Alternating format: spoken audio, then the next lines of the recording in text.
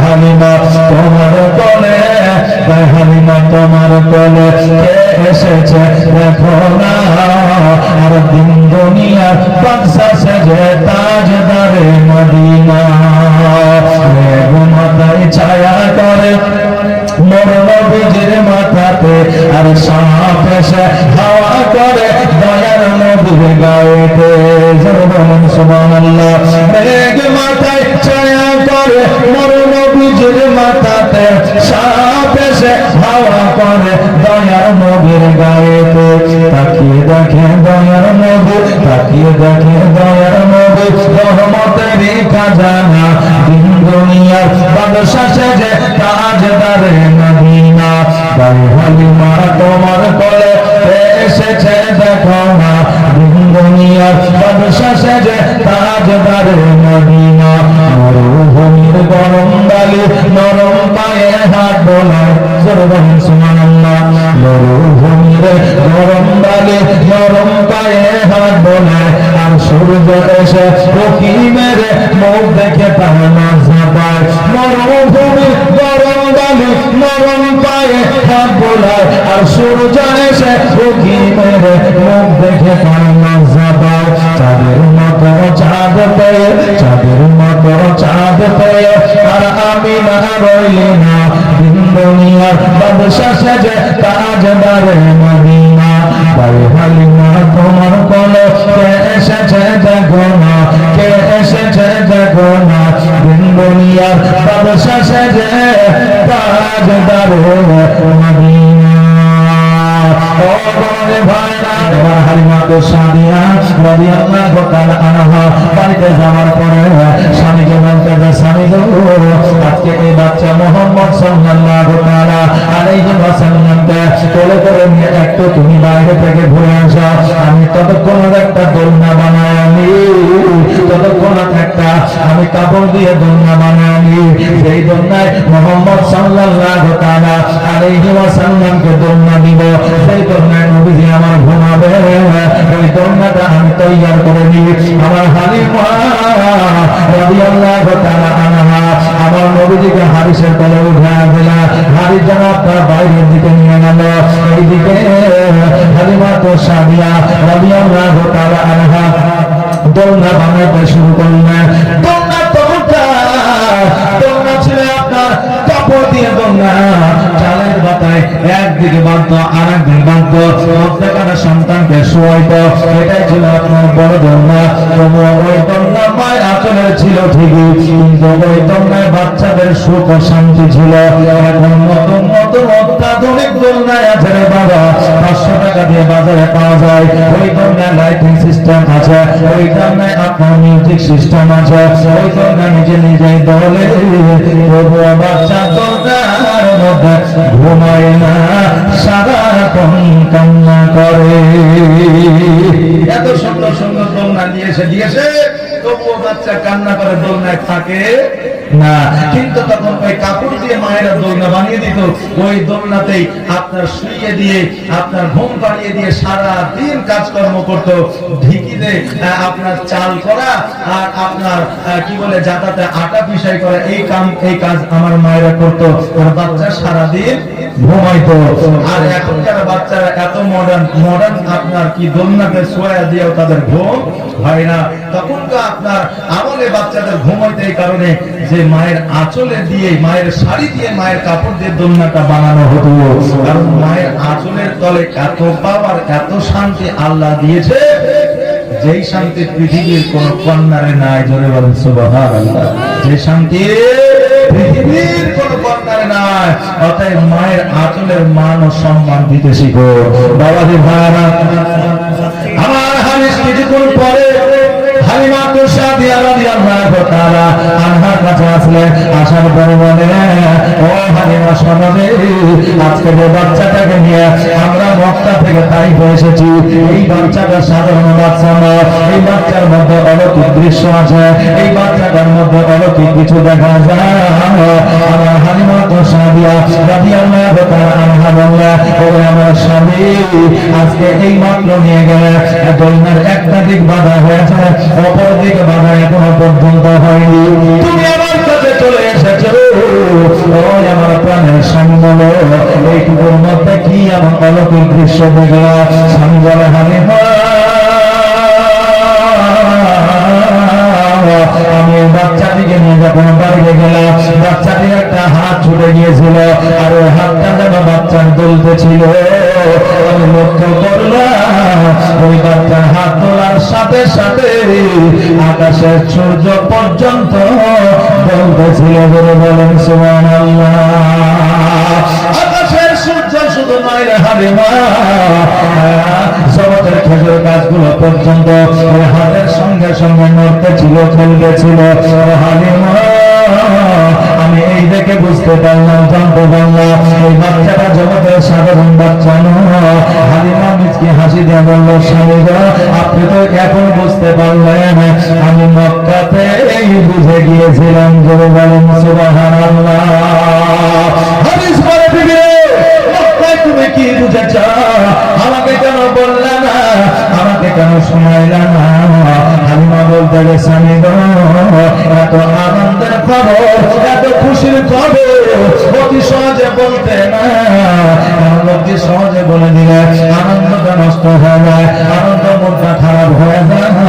এই জন্য আপনাকে আমি বলি না, এমন সময় আপনাকে বলবো যাতে আপনি আনন্দিত হন, আমিও আনন্দিত হই। হাদিস বললে দিলে আর দেরি করিও না, জলদি করে বলো। বলে কি? বলে কি এমন অলৌকিক তুমি মক্কায় দেখেছো আমাকে বলো নাই? দেখবেন কোন গল্প যদি আপনার শুরু করেছেন মিডিল পয়েন্টে যদি রেখে নেন, তাহলে ওই মানুষের মধ্যে শোনার আপনার জাতবাটা থেকে যায়, থাকে না? এখন জীবনে শুরু করলাম আর শুরু করা মাত্র একটু পয়েন্ট বলার পরে আমি যদি ছেড়ে দিই নবী সালামু আলাইকা করি, তাহলে আপনি বলবেন এই বক্তাকে আর জীবনে ডাকবে না।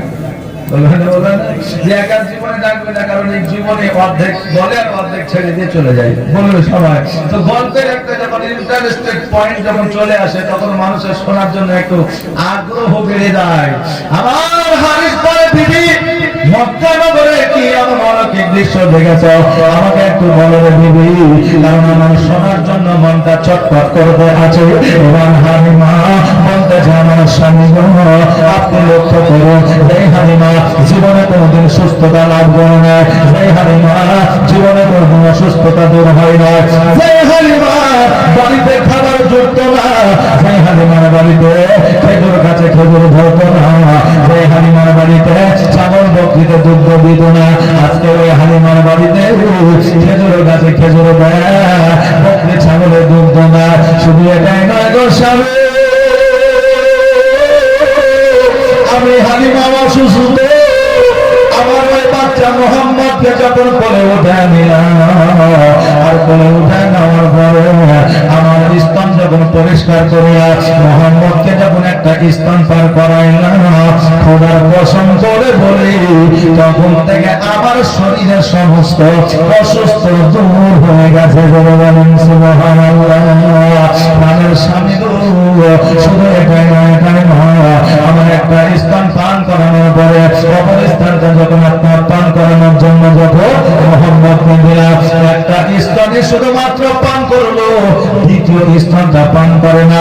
কারণ হইল আমার নবী ওই শৈশবকালে জানতেন যে আমি হালিমার কোলে আছি, আর হালিমার যদি দুইটা স্তন আমি পান করে নিই, আমার দুধের হকটা মারা হবে, অতএব আমি নবীজি হক মারব না। একটা স্তনে পান করতে এত জোর করার পরে দ্বিতীয় স্তন পান করতে না। জোরে বলেন সুবহানাল্লাহ।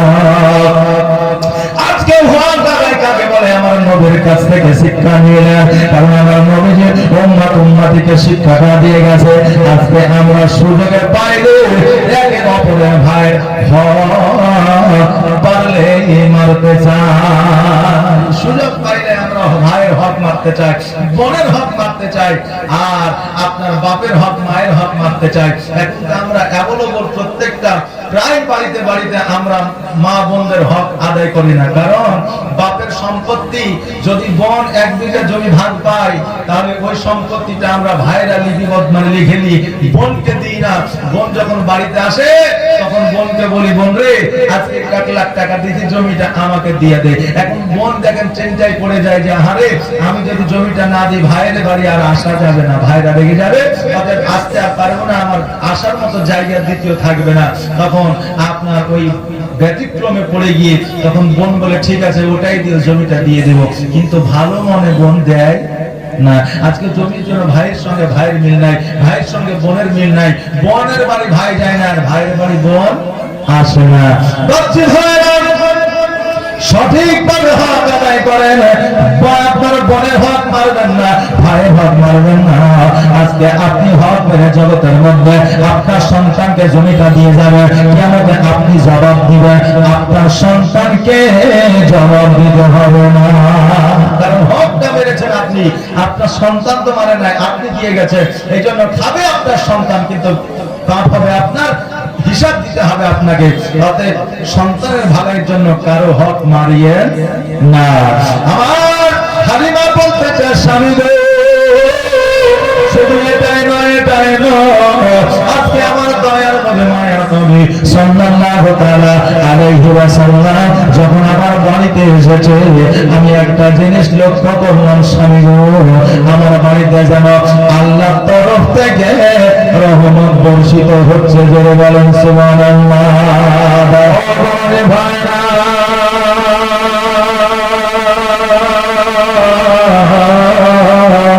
আমার নবীজি পরকের দৃশ্য দেখানো করে আমার হালিমা তো সাদিয়া রাদিয়াল্লাহু তাআলা আনহা আল্লাহ শুকরিয়া আদায় করলেন, একবার আলহামদুলিল্লাহ বললেন। হালিমা বলল, আল্লাহ গো আমাদের রাত্রি বেলায় যে স্বপ্নটা দেখিয়েছে ওই স্বপ্নটা আজকে বাস্তবায়িত হয়েছে। আমার বাড়িতে তুমি রহমত বর্ষিত করেছ, অভাব অনটন দূর করেছ, আজকে খেজুর গাছে খেজুর দিতেছ, আজকে ছাগল বকরি দুগ্ধ তুমি দিতেছ।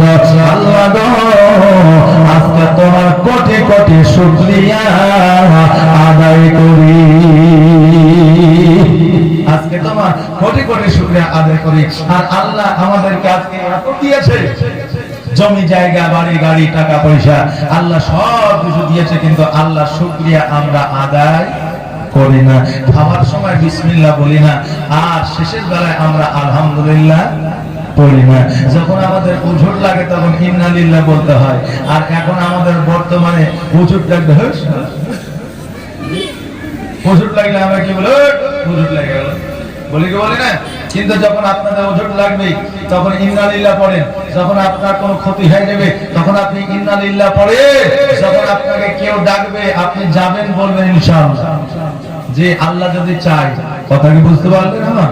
হ্যাঁ, এই শব্দগুলো ব্যবহার করেন। কেউ যদি বলে যে আমার জন্য দোয়া করো, আপনি বলেন সুবহানাল্লাহ, অবশ্যই দোয়া করব। আপনাকে যদি কেউ বলে যে আপনি আমার জন্য একটু ভাবিয়েন, একটু দেখিয়েন, আপনি বলবেন জাযাকাল্লাহ।